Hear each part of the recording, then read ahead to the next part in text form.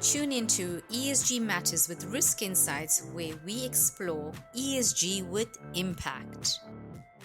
Hey everyone, and welcome back to ESG Matters with Risk Insights. I'm your host, Anushka Bogdanov. As South Africa prepares to host the G20 for the first time on African soil, under the theme Solidarity, Equality, and Sustainability, today's episode could not be more timely. This is a big one.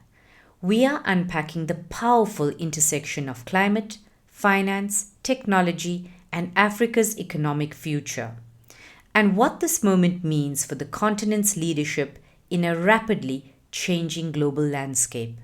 Today, we are exploring carbon, not just as a pollutant, but as a price, policy, and a strategic driver of competitiveness. And for the first time on this podcast, I will also walk you through how South Africa's carbon tax actually works in practice and what it means for companies, how liabilities are calculated, and how carbon can be managed as both a risk and an opportunity. So let's begin. Across Africa's low carbon economy, carbon has become a currency.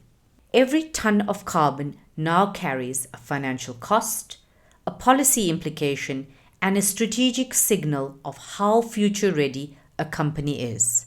As global markets embed carbon pricing, companies that measure, manage, and reduce carbon gain the competitive edge. Because lower emissions now directly mean lower cost, lower risk, and higher investor confidence. This is not just environmental stewardship, it's economic strategy. When we say carbon, we mean all greenhouse gases expressed as a CO2 equivalent, that is, carbon dioxide, methane, nitrous oxide, and refrigerant gases like HFCs. Carbon accounting quantifies these emissions across everything a company does, from energy and fuel to logistics and waste. In simple terms, if you cannot measure your carbon, you cannot manage your climate risk. Now, most African companies underestimate their emissions simply because they have never measured this comprehensively. But as we'll explore this later, this is becoming an urgent priority. SADC countries are integrating climate policy into development strategy aligned with the Paris Agreement. South Africa has taken a leadership role through the Carbon Tax Act of 2019, the first national carbon tax in Africa and a major anchor for regional policy alignment. The region is also mobilizing financing through the SADC Green Fund, the DBSA, and the AU's Green Recovery Action Plan. So we are moving from pledges to pricing. South Africa's carbon tax has become a reference model for emerging markets. It shows you that you can use fiscal policy to reduce emissions, protect economic growth, and prepare industries for border taxes like the EU's CBAM. Whether neighboring countries adopt carbon taxes or not, they are still indirectly exposed through trade with South Africa. This is why carbon literacy for African companies is now unstoppable.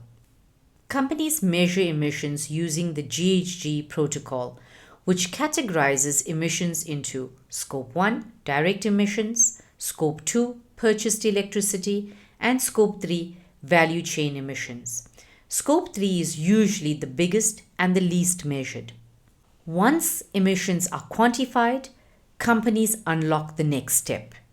Carbon markets allow companies to trade emission reductions.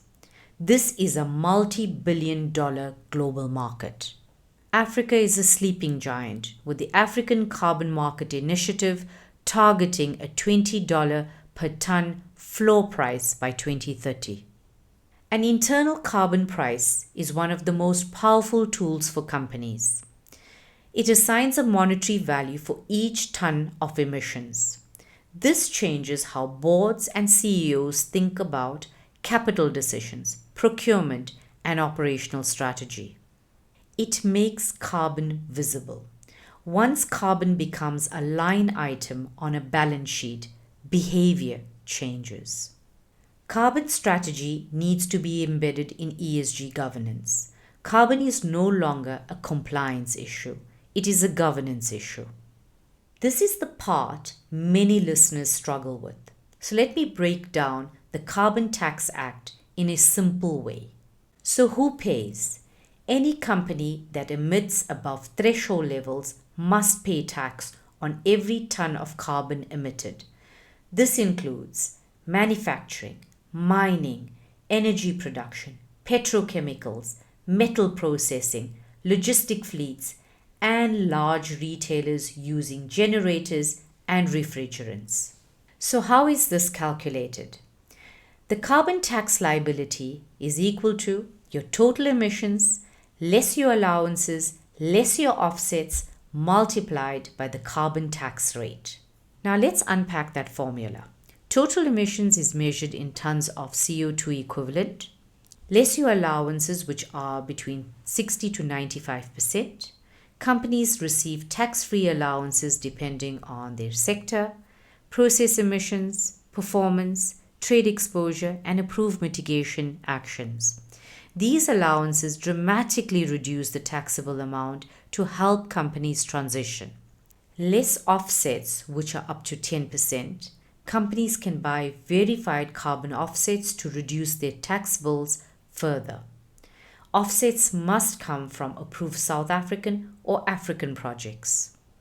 And now finally multiplying by the carbon tax rate that started at 120 Rand per ton, now approximately 200 Rand per ton in 2025, rising to about 440 to 640 Rand per ton by 2030 under Treasury's schedule, with sharper increases after 2030. So what does it mean for companies? It means three things. Carbon becomes a financial liability and no longer hidden. Reduction is cheaper than paying taxes, therefore energy efficiency pays for itself. And lastly, high emitters become uncompetitive. Carbon is no longer just an environmental issue. It is a boardroom, balance sheet, and competitive strategy issue. African firms that build carbon literacy will lead the markets of tomorrow. Those who ignore it will pay the price, and I mean literally. By integrating carbon accounting into ESG governance, companies can transform climate risk into an asset, a differentiator, and a source of long-term value creation. Thank you for joining me for this episode of ESG Matters with Risk Insights. If you found this useful, share it with your colleagues, your board, and your teams.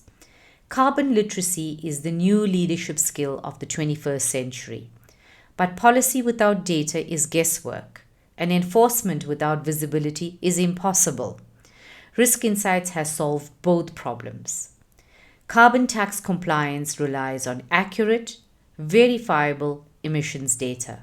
Until next time, I'm Anushka Bogdanov and this is ESG Matters with Risk Insights. Ciao for now.